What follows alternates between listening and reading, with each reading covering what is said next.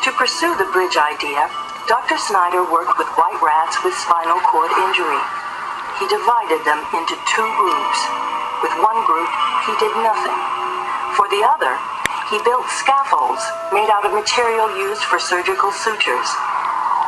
We layered the stem cells on them and put that into this gap in the spinal cord of the rat, and knew that that would provide enough support and also enough time for the stem cells to start communicating with the injured spinal cord, and the spinal cord to start communicating with these very young, immature cells to start molding it.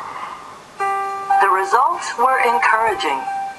After about 2.5 months, what we saw was that rats that normally should not be walking, that have this devastating injury, now were significantly improved. Now, these rats were not normal by any means, but their quality